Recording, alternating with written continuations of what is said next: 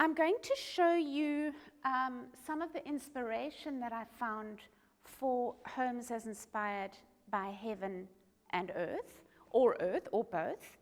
So I looked at, first of all, traditional homes around the world, and just starting with this igloo, which is quite amazing, that people actually lived in and some still do, and how that inspired modern buildings.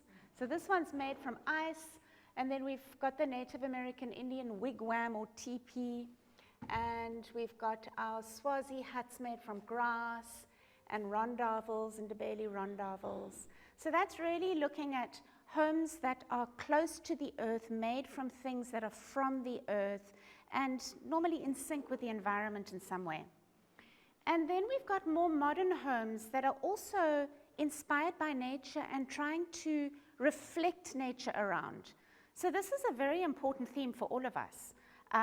We are all trying to, we have inherited the earth is our heritage, and we are trying to work with earth, with nature. So you may want also as a theme to do homes inspired by nature. That could be a theme for you. And so I've looked at a house that's in a forest, in trees, up in the air. This is a Cob House, which is made from all natural things, all recycled things. I know some people take windows from cars and stick them in, and they really create a house without having to have all these, sophisticated materials. And here's a house made from reeds and sticks and all sorts of things from the area. Again, we've got thatched roofs. So basically looking at homes that reflect the environment around. I think that's a beautiful theme, if you'd like to go with that one. And then here we've got more modern houses that are also nature inspired. So this one is built on a rock face, and they wanted to kind of replicate, the rock was the inspiration for the roofs. Here we've got a waterfall that's flowing underneath this amazing house. A modern house, houses that are open to the elements so that you can see the wind blowing and the rain coming and the water outside. And this one's even a kind of island house that's quite fantastic.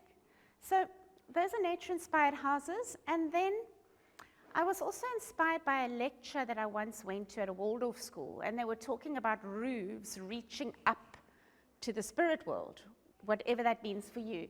And so we're looking at this beautiful Taj Mahal that was built by a man who, I think he was the king at that stage in India, and he built it for his love, his beloved. So it's supposed to be, the Taj Mahal is thought of as one of the most beautiful buildings in the world. But you can kind of feel that this one reaches upwards. And it's the same with the Japanese houses. They often are moving upwards, and the roofs are kind of going upwards. So it makes you feel like you are reaching for the heavens. This one I just put here because it's also got this kind of upward movement, although it's very earth-related as well. And then here's one of Gaudi's famous houses with all sorts of different mosaics on it, and it's a real kind of creative, funky house. So that's just to give you a little idea.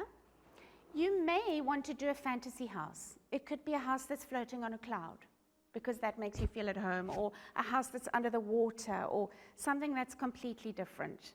So today we're just going to play and have some fun. I'm going to take you through a visualization a little bit later that will help you access the home that you want to do. So don't worry to think about it now. We're going to go in through the imagination, and things are going to come up for you. Hopefully. Okay, and then just here are some examples which I'll look at also of mixed media and collage. So we're going to be creating or building these homes on a two-dimensional surface.